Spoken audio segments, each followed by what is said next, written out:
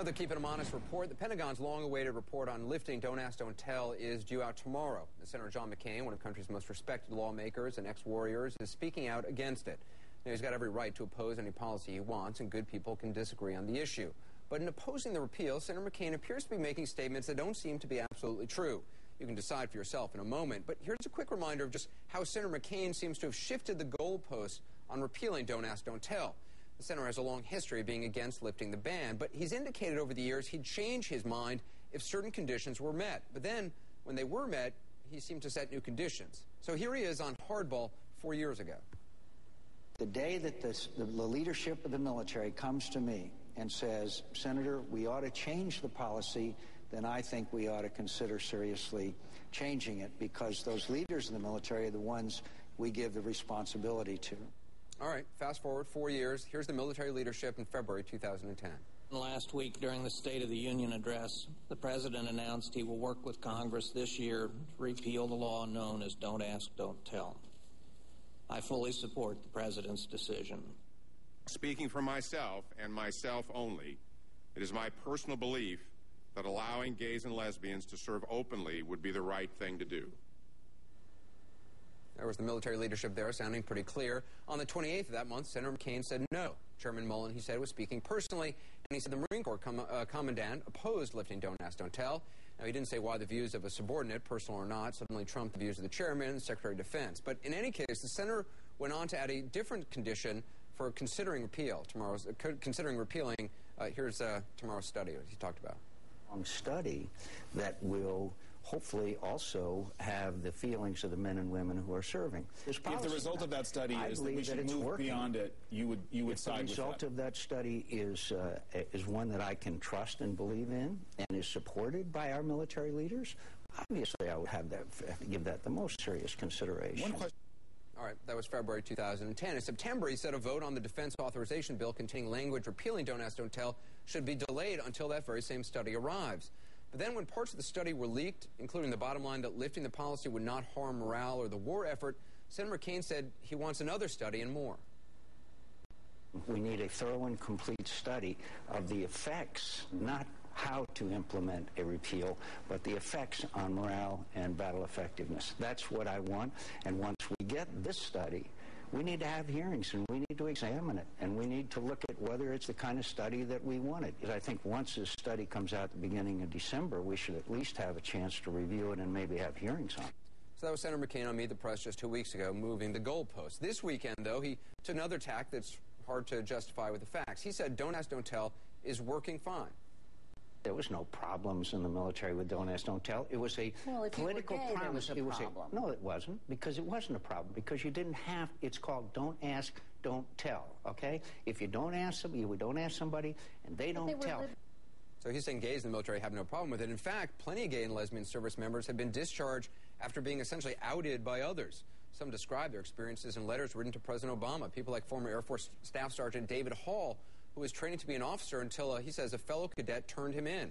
Or former Sergeant Tracy Cooper Harris, who says male soldiers demanded sexual favors in exchange for their silence about the fact that she's gay. She says she watched others drummed out of the service, but she herself stayed in by paying the price with her body.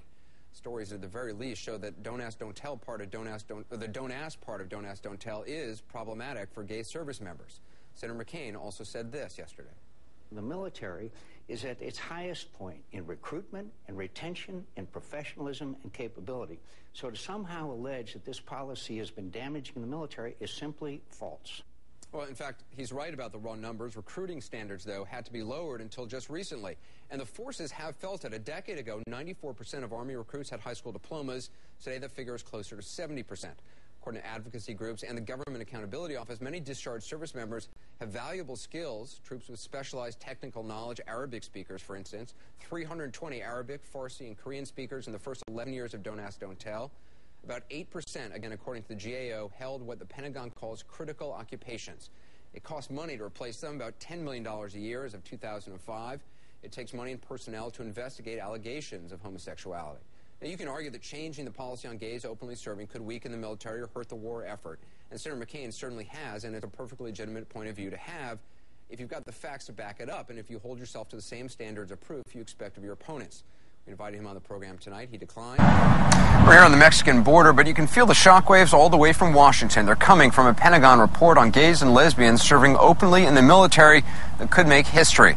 It's the product of 9 months of work, researchers soliciting the views of 400,000 service members, getting about a 28% response rate, which they say is average for the military.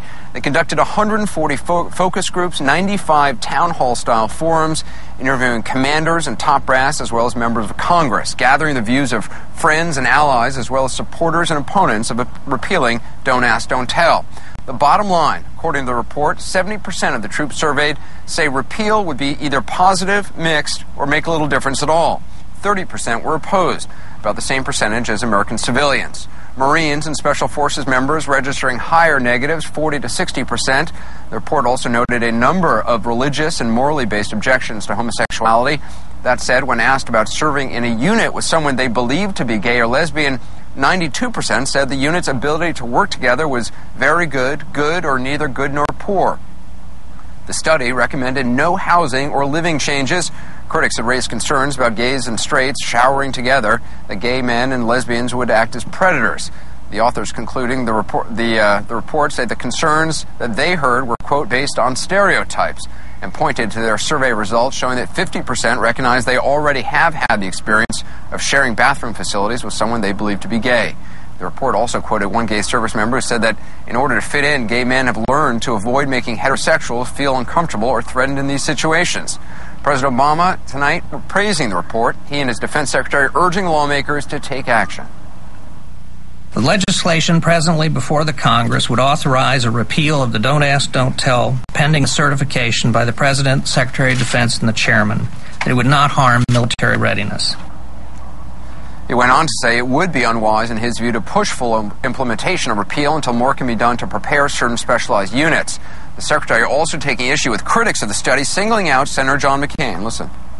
I think that in this respect, and I obviously have a lot of admiration and respect for Senator McCain, but in this respect, I think that he's mistaken. I think this report does provide a sound basis for making decisions on this law. Let's talk about the raw politics. The former Clinton White House legal advisor on lesbian, gay, bisexual, and transgendered issues, Richard Socarides. Also, Nancy Fodenauer, president of Media Speak Strategies and former senior advisor to John McCain's presidential campaign. Richard, what about this Pentagon review? I mean, it was obviously very comprehensive, very detailed. What happens now? Well, I think, first of all, today was really an extraordinary day in the history of this. We had, for the first time, this 9-month, comprehensive, impartial study done by the Pentagon and endorsed by Secretary Gates and Chairman of the Joint Chiefs, Admiral Mullen, which said not only was this the right thing to do, but that it could be done seamlessly, that it would have no negative adverse consequences to the military, and in fact, it would be a net positive in terms of national security, in terms of military effectiveness, in terms of the integrity of the force. So I think, we should just understand what an important thing this was today in the history of trying to get this repealed. What we're going to look at next is there are going to be hearings on Thursday and Friday, and then there's going to be a vote probably next week, and it will be up to the Senate. This repeal has already passed the House, so it will be up to the Senate to decide whether or not this will go forward. And the concern, of course, now is that because they have these Senate procedural rules where any one senator or certainly a group of Republican senators can block forward movement, that a procedural hurdle will be thrown in front of this. Nancy, you oppose repealing Don't Ask, Don't Tell. What do you make of the fact that 70% of the service members surveyed apparently don't have a problem with getting rid of the policy? Well, I think it'll take a couple of days to peel back the layers on this survey, because obviously some of the questions are about how the entire thing was framed.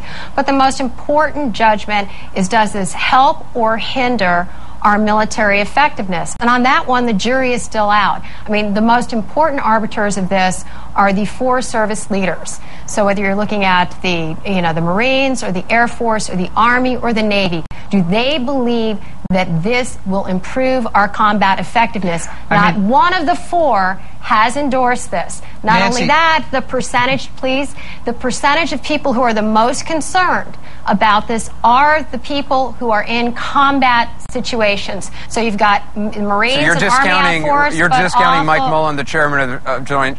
You're discounting Mike Mullen, the chairman of Joint Chiefs, and Bob Gates. I'm not discounting. What I'm saying is the people charged with offering independent, objective views of combat readiness are the heads of the four service leaders. Not a single one of them has endorsed it. The Marine Commandant has raised Well, we're going to see. We're going to see. and so have the people in combat. Nancy, we're going to see. Later this week. Richard, what about that?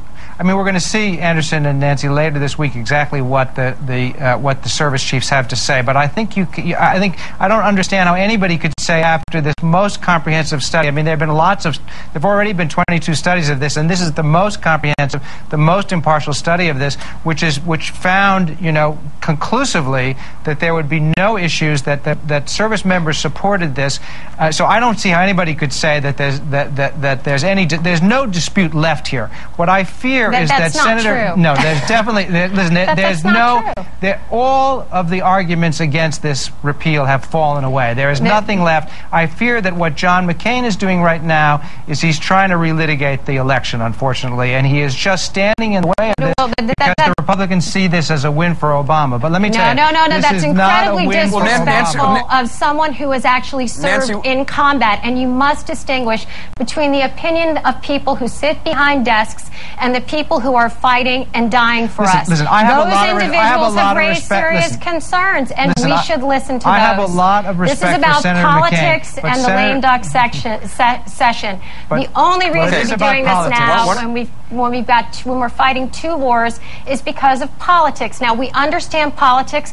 Politics matters, but it should not trump concerns about military effectiveness. Okay, Nancy, got it. Richard, I want you to be able to respond. Unfortunately, it is about politics, and it's about what Senator McCain has to realize is that the time for this has come. So I think, Nancy, I would urge you. I mean, I have a lot of respect for him too. His position on this keeps shifting. First, he wanted to hear from the military. Then, when the military said it was the right thing to do, he wanted a study. When the study said it was the right thing to do, now he wants another study. I mean, there is no escaping that he is just being contrary on this because he doesn't want to see President Obama have some kind of win on this. But this will not be a win for President Obama. This will be a win for basic American fairness and for the Constitution. And people who care about this ought to call Senator McCain and call the other Republicans, Senator Collins, Senator Snowe, who are very crucial to this right now, and urge them to do the fair and right thing. Senator McCain has always said he wanted to hear from the four service leaders. Not a single one of them has endorsed